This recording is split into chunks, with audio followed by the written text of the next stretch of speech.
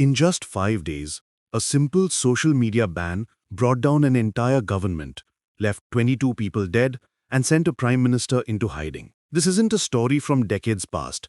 This happened in Nepal just last month. But here's what makes this extraordinary. It wasn't politicians or generals who toppled KP Sharma Oli's government. It was Generation Z, armed with nothing but smartphones and an unstoppable demand for change. What started as a bureaucratic notice about platform registration exploded into the most significant political upheaval Nepal has seen in decades. But the real story isn't about social media at all. It's about corruption, economic desperation, and how a generation that grew up online refuses to stay silent when their digital lifelines are cut. And India? India watched its neighbors' crisis unfold with strategic calculations that reveal everything about power dynamics in South Asia. Let's start with what appeared to be a routine government order. On August 28, 2025, Nepal's Ministry of Communication gave social media platforms 7 days to register under local laws.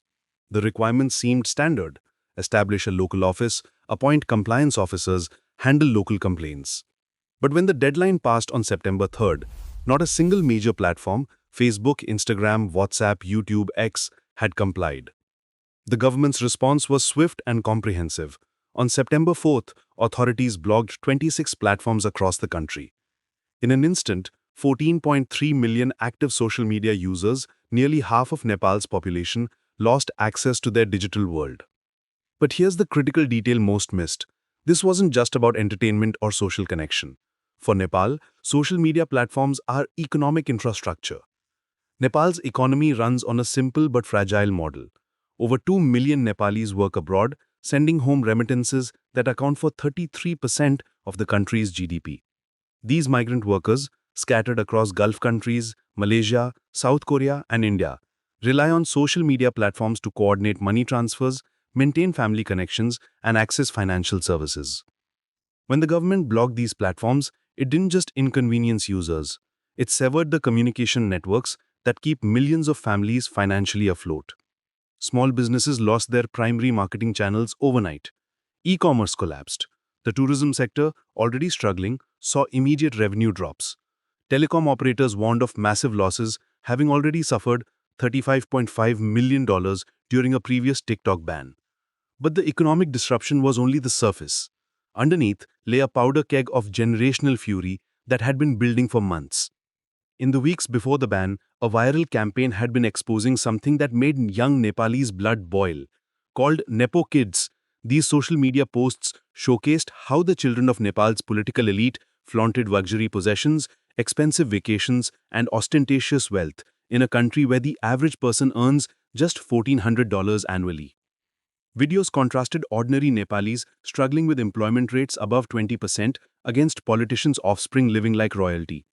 For Generation Z, which comprises 40% of Nepal's population, these campaigns became a rallying cry against systemic corruption. Many saw the social media ban as a deliberate attempt to silence these anti-corruption movements. As protester Bhumika Bharti put it, there have been movements abroad against corruption, and they're afraid that might happen here as well.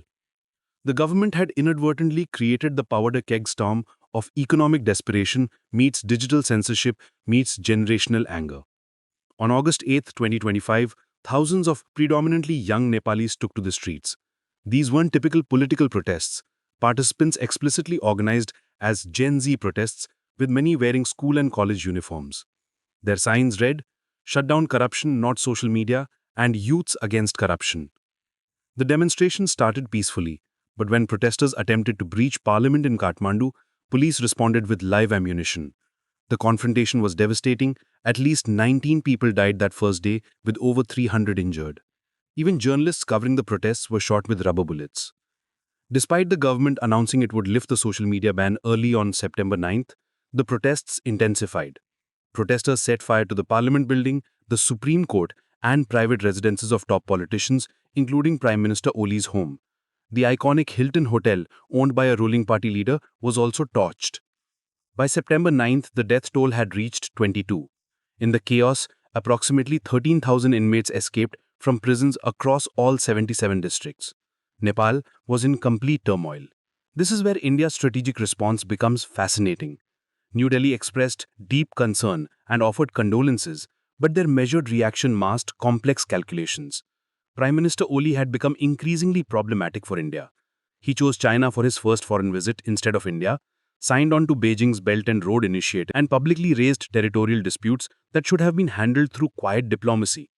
For 7 months, Oli hadn't visited India despite traditional protocols requiring new Nepali leaders to make India their first destination.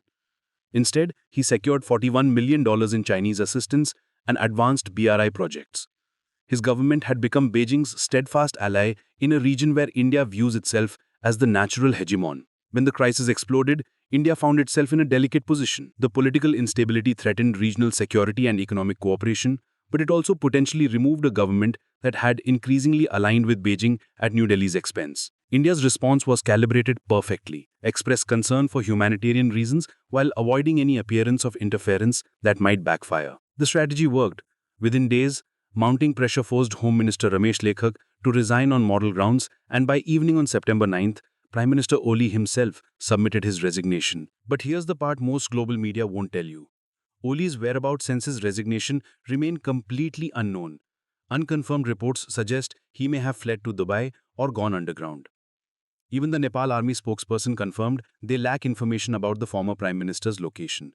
The man who once stood defiantly against both India and his own people simply vanished, leaving Nepal in a constitutional crisis with no clear leadership. China's response revealed everything about their strategic concerns.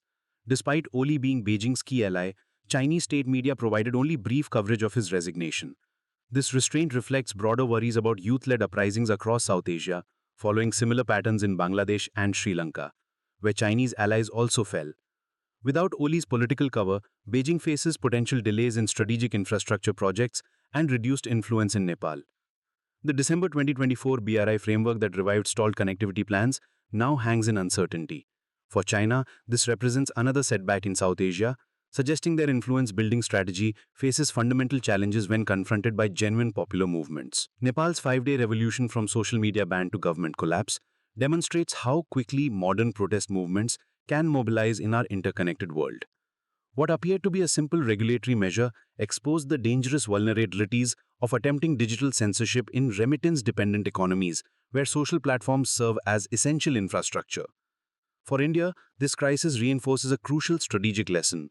In South Asia's rapidly changing political landscape, backing authentic democratic movements and maintaining strong people-to-people connections often proves more valuable than managing relationships with individual leaders. While China invested heavily in Oli personally, India's broader regional approach positioned it better to navigate the transition. The resolution of Nepal's crisis will determine not just the country's political future, but provide important precedents for digital governance and youth political participation across the developing world. This is how one generation's refusal to be silenced reshaped an entire nation's destiny. You're watching World Focus India, decoding India's global voice. Don't forget to subscribe and follow us on Instagram, Facebook, and Threads for daily updates on how India navigates our complex world.